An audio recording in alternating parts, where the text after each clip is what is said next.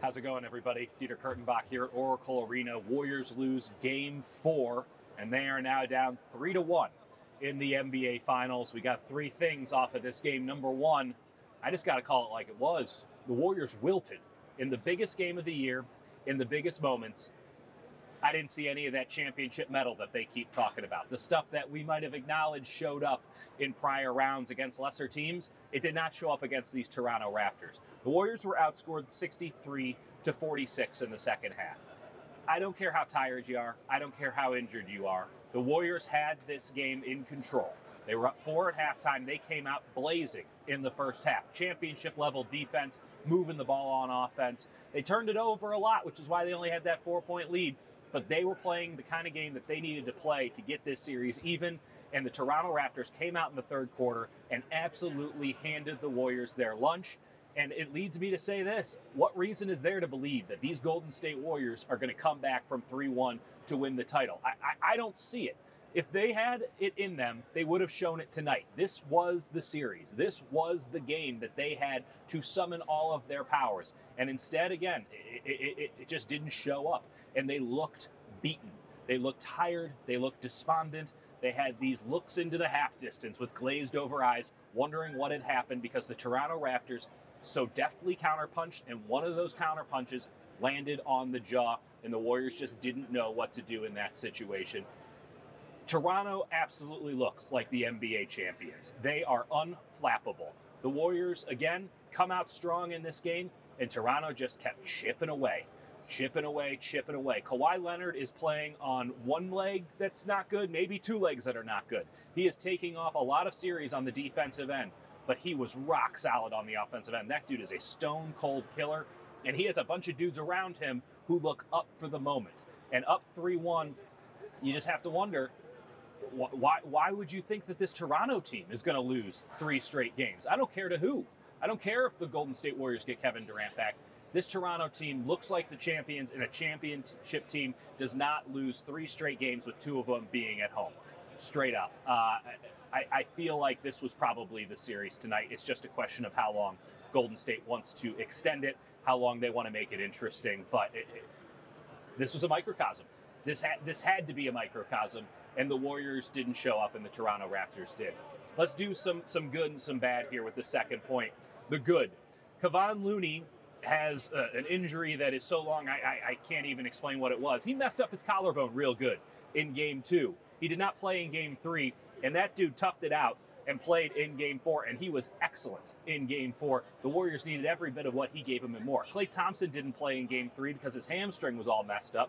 He went out there, bunch of tape and a bunch of heart, and played in Game 4, and he gave the Warriors everything that they could ask for and more. He was never going to be good on the defensive end, at least not up to Klay's standards on the defensive end. But man, what did he drop? He dropped 28 points on the Toronto Raptors tonight, and some of those shots were really tough, and some of those shots came in moments when the Warriors just couldn't get anything going offensively, and Klay bailed them out.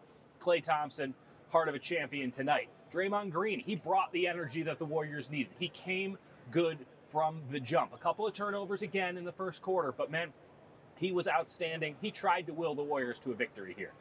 But Steph Curry wasn't there. Steph Curry looked lost. Steph Curry looked tired. Steph Curry looked like the moment just was too much.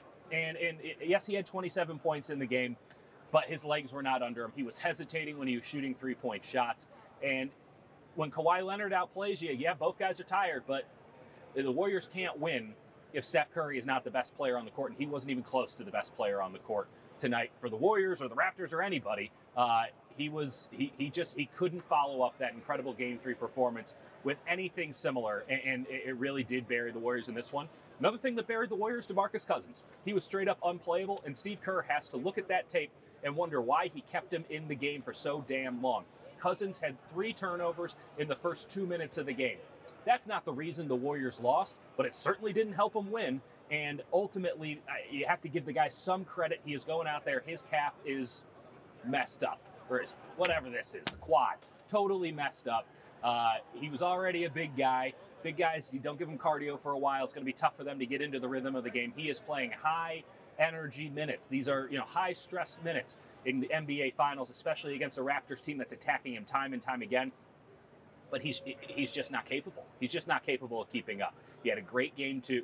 The Raptors figured him out, and the last 2 games have been terrible.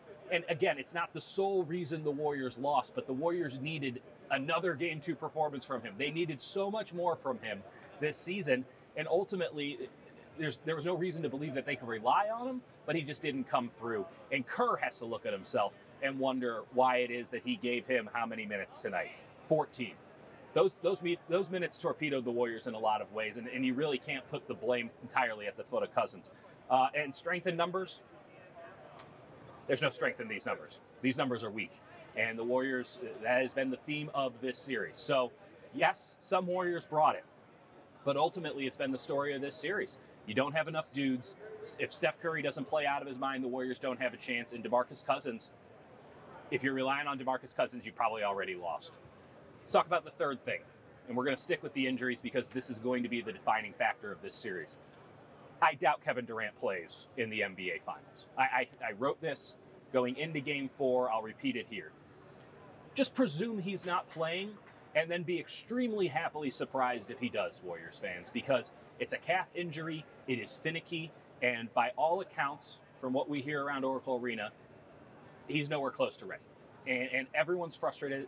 People are perhaps even angry that this has not gotten to the point where Kevin Durant can play in the NBA Finals. I know Kevin Durant is angry that his body is betraying him in this big moment. But if Kevin Durant comes back for Game 5, it would be a shock. And frankly, there might not be a Game 6, if we're being totally honest here.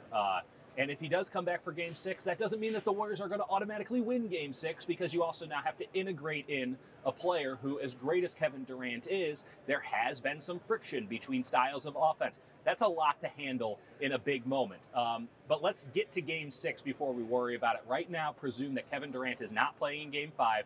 The cavalry is not coming. If the Warriors want to get to a Game 6, if they want to play another game here at Oracle Arena, it's the guys who were on the court tonight that are going to have to play a lot better. And frankly, again, I just don't see it in them. I don't. And I know that we can talk a lot about how the Warriors have done it before. Maybe we've given too much deference to what they've done before, because what we've seen in this postseason is a team that has gotten away with playing sporadically good minutes against teams that they are much better than. And kind of the only team that really gave them a run, probably the best team they played in these NBA playoffs, was the Los Angeles Clippers. And you remember what happened there in the first round. They went to 6 with the Clippers, and they pulled off a bunch of injuries in Game 6. That might have been the most indicative Warriors performance of this postseason. You look at what happened against Portland. Portland was a first-round opponent that was banged up, gassed out, and the Warriors played like 10 good minutes of basketball in 4 games and swept them. You look at what happened in that Rockets series. Yeah, it was fun and it was interesting, but the Rockets pierced their pants the second that the moment got too big. They do not have the championship medal. The Clippers, that's a tough, tenacious team, and they got 2 games off of the Warriors and made the Warriors work for it. These Raptors, they're an entirely different breed. This is one of the best teams in the NBA, and as I said before, they are unflappable, and that is leading by example with Kawhi Leonard. But you look just down the line, Serge Ibaka, huge game, championship medal. Kyle Lowry has been awesome this entire series, championship medal. Fred VanVleet, I don't know where he came from, but you can't tell me that that dude doesn't have the it necessary to win a championship. And now this Toronto Raptors team is going back to Canada. They're going to play in front of a crowd that frankly has been better than the 2 crowds that we've had here at Oracle Arena for the games 3 and 4. Maybe they wilt in the moment. Maybe I got this wrong. But there's no evidence to indicate that the Golden State Warriors are going to be NBA champions this year. They're going to have to pull some kind of a rabbit out of their hat. We usually do 3 things. In the spirit of 3-1, let's do one more. If this is the final game at Oracle Arena, that was an unbecoming exit for the Warriors. But maybe in some ways it was fitting. Let's not forget that until the last few years, this Warriors team was a laughingstock in the NBA, and that this arena held a lot more losses than it brought in wins. A lot of people have been talking, obviously, about sort of the switch to San Francisco, what Oakland means to the Warriors, and then juxtapose that with the Mark Stevens debacle that we had in Game 3, where the minority investor shoves Kyle Lowry and gets himself a whole bunch of vitriol and banned, and no one can defend what he did. It was a moronic move, and he deserved everything he got. But we've seen everyone's saying, well, they're leaving Oakland, That's the end of the great Warriors fan base. Let's be honest here. The fan base left a long time ago. And that has nothing to do with the fan base. It has to do with pricing out the real fans. And as soon as the Warriors started to win, you started to see the demographics of this lower bowl changing in a big way. The upper tank, they still got the real fans. But this lower bowl, you started to see more guys in fleece vests by the day. And frankly, the Chase Center is already here. It just doesn't have the nice concession stands, the nice concourse, the bigger Jumbotron in the San Francisco location yet. I was disappointed in the crowd in both of these games, but I wasn't all that surprised, to be honest. I wish we could have gotten the fan base that when I first started covering this team 5 years ago, that I showed up to. That fan base was something incredible. And that's not to say that the new fan base isn't something great too, but it's just not the same. And it was never going to be the same after this team started to win again. That is the business of basketball. So while, yes, we should lament the end of this, let's be honest, it's a dump.